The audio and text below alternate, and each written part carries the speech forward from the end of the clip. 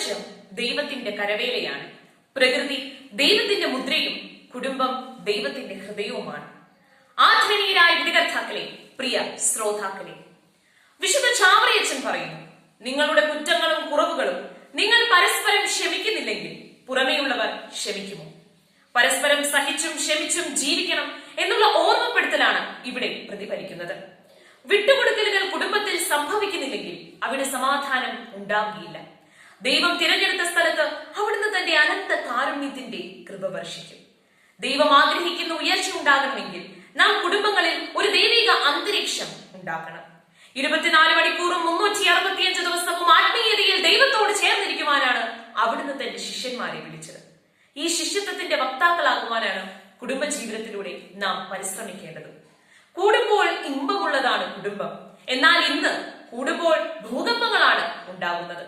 മാതാപിതാക്കൾ തങ്ങളുടെ മക്കളുടെ കഴിവുകൾ മറ്റുള്ളവരുമായി തുലനം ചെയ്യുമ്പോൾ ഉണ്ടാകുന്ന കുറവുകൾ, സാമ്പത്തിക പ്രതിസന്ധി, മക്കളിൽ തങ്ങളുടെ മാതാപിതാക്കളുടെ പ്രായാധിക്യം മൂലമുണ്ടാകുന്ന സൗന്ദര്യ കോട്ടങ്ങളെ കുറിച്ചുള്ള അപകർഷതാ ബോധം, സഹോദരങ്ങളിൽ തനിക്ക് മാത്രമാണോ കുറഞ്ഞ സ്നേഹം ലഭിക്കുന്നു എന്നുള്ള പരാതികൾ കുടുംബങ്ങളിലെ ഭിന്നതകൾക്ക് കാരണമാകുന്നു.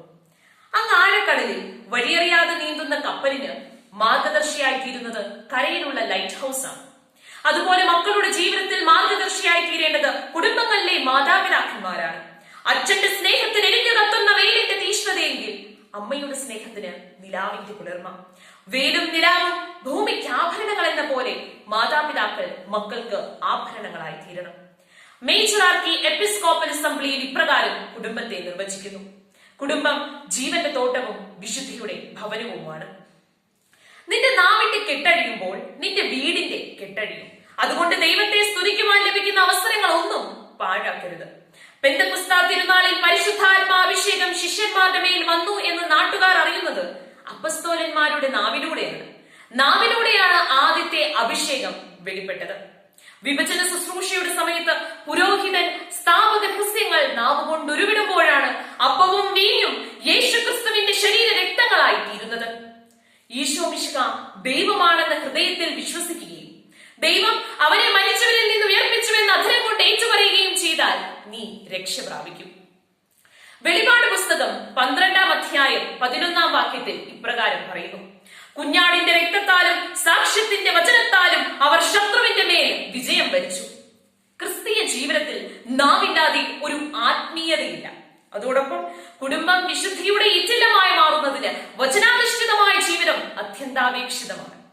കുടുംബങ്ങളിൽ പ്രശ്നങ്ങൾ ഉണ്ടാകുമ്പോൾ മൗനം പാലിക്കുകയും ദൈവാനുഗ്രഹങ്ങൾ ഉണ്ടാകുമ്പോൾ ഒന്നു ചേർന്ന് ദൈവത്തെ സ്തുതിക്കുകയും വേണം.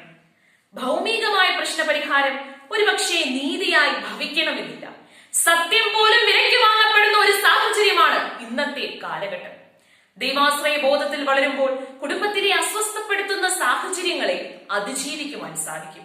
സംസാരം മറ്റുള്ളവരെ വളർത്തുന്നതും തളർത്തുന്നതുമുണ്ട്. ഈശോയ്ക്ക് ചുറ്റും അവനെ തളർത്തുവാൻ ആളുകൾ കൂടിയപ്പോഴും അവൻ ആരെയും തളർത്താതെ ദൈവത്തിന്റെ നീതി മറ്റുള്ളവർക്ക് പകർന്നു കൊടുത്തു.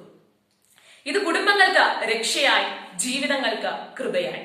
സർക്കാർ വഴക്കുകളെ കുറിച്ച് ചാവറയച്ചൻ ഇപ്രകാരം പറയുന്നു: പരസ്പരം രണ്ടുപേർക്കിടയിൽ ഉണ്ടായ പ്രശ്നം അഭിമാനത്തിന് മേലായിരുന്നുവെങ്കിൽ അത് മൂന്നാമതൊരാളുടെ അടുത്തെത്തുന്നതോടെ ദുരഭിമാന പ്രശ്നമായി മാറുന്നു. തീരെ ഒഴിവാക്കാനാകാത്ത സാഹചര്യം ഉണ്ടാകാത്തിടത്തോളം പരസ്പരം പറഞ്ഞു തീർക്കുക എന്ന ഹൃദയ വഴിയാണ് സ്വീകരിക്കേണ്ടത്. രണ്ടുപേരുടെ ബന്ധം ആ രണ്ടുപേരെ മാത്രം ബാധിക്കുന്നതല്ല എന്നും രണ്ടു കുടുംബങ്ങളുടെ സമാധാനത്തെ കൂടി ബാധിക്കുന്നതാണെന്നും തിരിച്ചറിഞ്ഞുകൊണ്ട് പ്രശ്നങ്ങളെ സംയമനത്തോടെ കൈകാര്യം ചെയ്യുവാനുള്ള വിവേകം കാണിക്കുന്നിടത്താണ് സ്വാതന്ത്ര്യം സ്വസ്ഥതയായി മാറുക. ഒരാൾ മറ്റൊരാളുടെ ഹൃദയത്തിന്റെ പ്രളയവും വേലിയിറക്കവും തിരിച്ചറിയുന്ന ഹെമിസ്ഫിയറിന്റെ ഇരുപുറങ്ങളായി മാറുമ്പോഴാണ് കുടുംബം ആകാശമോഷത്തിന് സദൃശ്യമായി തീരുന്നത്. നന്ദി. ജയ് ക്രൈസ്റ്റ്.